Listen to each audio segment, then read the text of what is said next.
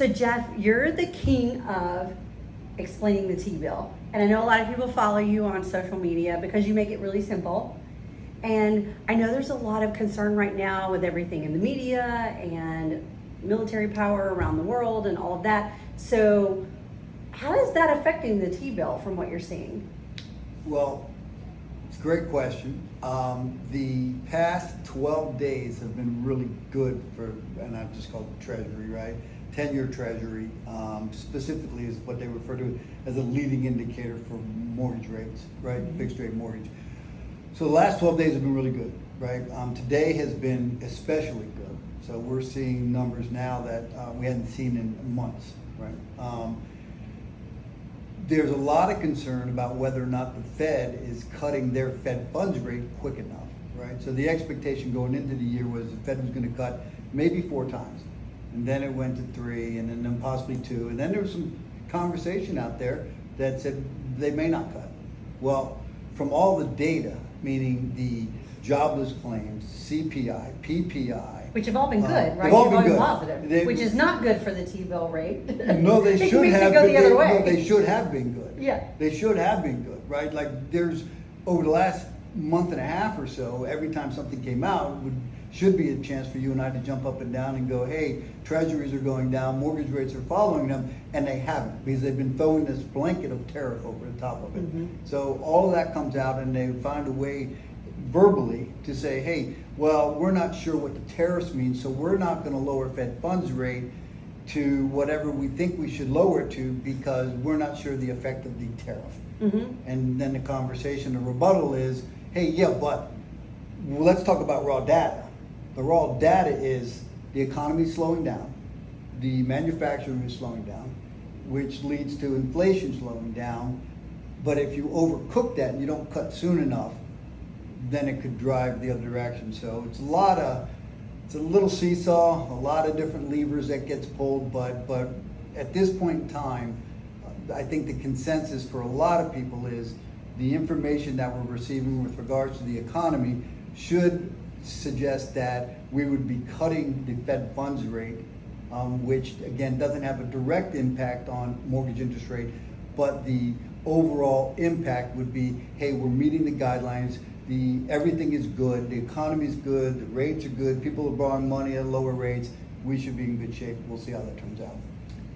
Awesome. Well, and just so kind of you do this day in, day out, so you understand it, right? But if this is the first time you're kind of hearing this, it seems a little backwards, right? It seems a little backwards. Yeah. So when we're saying it should be good for mortgage rates, that somewhat means that things are not great on the news, right? I think good news is bad. Bad news is good news. Right? Bad news is good news for mortgage rates. Yeah. So, and we've seen that, right? Sadly, when the market crashed, right? We had devastating things going on in our world, but it brought mortgage rates down. Yeah. When COVID happened, it was definitely the biggest devastating thing in my lifetime, right? And it brought mortgage rates down. So bad news, like military stuff and all of that, typically kind of makes things it does go down. But that uncertainty, obviously, with the Fed, makes the Fed kind of go, oh, well, is it a long-term bad thing or just like today, right? Yeah. How is consumer confidence really going to react? And we don't know that. There's no crystal ball, right? Mine broke in 2008. So, but I do think that all things aside, we don't want rates to plummet because that means there's really catastrophe going on in the world on a level that none of us want again. And, okay, can it just drop half a point, right? Like just a half a point. We don't need like 3 points dropped because that means a lot of other stuff may not be great for people's families, right? Yeah, and the expectation is everybody, again, that you read and listen to thinks mid-5s is a good interest rate, right? Yeah. So we'll see how it goes. But, to your point, as jobless claims increase or unemployment increases, you think, man, that's bad for somebody. Right, but it also means that the economy is not going to run away with us, right? Mm-hmm. What they watch is, hey, too many, the producer price index is going, manufacturing is increasing, hiring is increasing, everything's gangbusters. Well, in that scenario, if you know anything about economics, is they're going to say, well, you can raise prices, right? Yeah. You got to tamp it down. Hey, we can charge more. We're selling. We don't have any inventory left. Hey, charge more money. Supply and demand. Right, the old supply and demand, exactly. Yeah. So that's kind of the way you look at that. So if you're out there looking today, again, I always tell a story, and I said it's hard to, telling the stories. Is when I bought my first house 25 years, not my first house, but my wife and I bought our current house 25 years ago. I got into business in 2003. We bought it in 2000.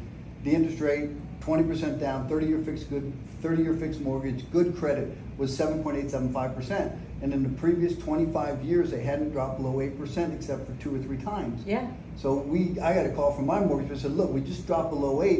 And I said, we jumped up and down. We might have shed a tear. 45 days before that, they were 9%. Right. So 7.875 to me was brilliant. I was like, baby, we just killed it. Right. Right. And then we refinanced and we refinanced and we refinanced. And I tell people, you don't want to know what my rate is today, but I mean, we went from 7.875, I think it was 6.25 to 4.675 to what we have now. That's just the way we did it. But at the time, it was a brilliant interest rate.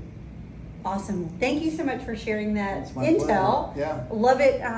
Love your brain on the Z-bill for sure. Yeah, right on. Thanks, Jeff. All right.